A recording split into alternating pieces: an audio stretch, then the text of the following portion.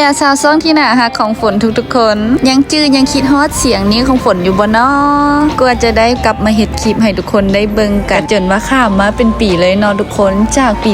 2025 2026 จึงได้กลับมาเฮ็ดคลิปให้ทุกคนได้เบิ่งแต่ถ้าถามหาเหตุผลก็บ่ม่อมเหตุผลเดียวย้อนเรื่องเฮียนนี่แหละทุกคนปีสุดท้ายแล้วเฮียนหนักขนาดเลยว่าตกมาปีนี้ปี 2026 ฝนขอซาเล่นตัวเองตั้งเป้าหมายให้ตัวเองใหม่ว่าปี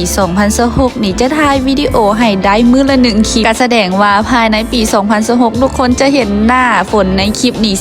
365วิดีโอเลยและมื้อนี้ก็เป็นมื้อแรกมื้อทำอิฐของปีแล้วก็เป็นมื้อดีอีกที่ว่าโรงเรียนฝนนี้พักการเรียนให้นักเรียนมีเวลาได้พักผ่อนปีใหม่ให้เต็มที่ฝนก็เลยขอออกมาพักผ่อนจิตพักผ่อนใจพลังด้วยการกินอาหารบ้านเฮาแซ่บๆถ้าผู้ใดที่หาก็เคยเข้ามาเห็นฝนในคลิปนี้ก็อาจจะสงสัยว่าเป็นอย่างฝนคือคิดฮอดอาหารบ้านเฮาเพราะว่าตอนนี้นี่ฝนบ่ได้อยู่ลาวแล้วทุกคนตอนนี้ฝนกำลังเรียนปีสุดท้ายอยู่เวียดนามเด้อก็คือที่ฝนว่าหั่นแหละอยู่ไก่บ้านคนเฮานี่คิดฮอดที่สุดก็แม่นอาหารก็ดีแต่ว่าอยู่นี่เพิ่นมีคนลาวที่มาอาศัยอยู่นี่แล้วเฮ็ดอาหารลาวค่ะก็เพราะให้ฝนได้มาเติมพลังให้ฝนได้เซาคิดฮอดบ้านคิดฮอดเฮือนเด้และความที่ว่าห้านนี่น่ะเอ้ยเพิ่นเป็นคนลาวรสชาติอาหารก็คือเฮ็ดได้เฮ็ดถึงฝนให้เดอะเบสที่สั่งมามื้อนี้มีทั้งข้าวเปียกมีตำข้าวเปียกแล้วก็มีผัดกะเพราหมูกรอบแต่ละเมนูที่เว้ามานี่2อ้ายน้องฝนกินเรียบกินเกลี้ยงหมดทุกเมนูเลยอ้ายน้องผู้ใดที่ว่าอยู่เวียดนามอยากได้เดียจีนี่คอมเมนต์ถามฝนได้เด้อเดี๋ยวฝนเอาเดียจีให้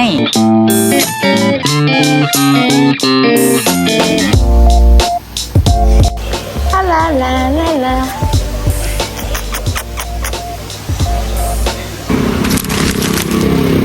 กินข้าวกินน้ำเติมพลังห่างกายกันเรียบร้อยแล้วเวลาพักผ่อนของฝนในมื้อนี้ก็ยังเหลือเฟือเดี๋ยวก่อนจะกลับไปโรงเรียนก็ไปซอกบอลย่อยอาหารที่ว่ากินไปกันก่อนที่เว้ามานี่เป็นข้ออ้างทั้งนั้นที่จริงแล้วแม่นอยากเลาะอย่างเดียวทุกคนเป็นคือฝนบ่ล่ะโตฝนนี้ขอแต่ว่าให้ได้มีเวลาวางแม้แต่น้อยเดียวแต่ว่ามื้อนั้นนี่จะวางแต่ครึ่งมื้อถ้าให้เลือกระหว่างนอนอยู่ห้องซื่อๆกับออกมาเลาะให้ทุกคนเดาเบิ่งว่าฝนจะเลือกอันใด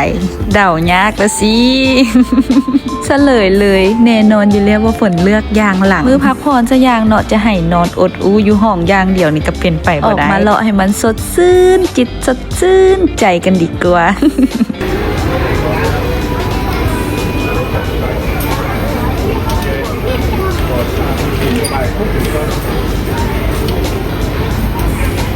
หน้าตาของคนได้ออกมาเลาะได้ออกมาผ่อนคลายก็จะเป็นประมาณนี้แหละทุกคนอย่างเพื่อนก็จะยิ้มเป็นแว่น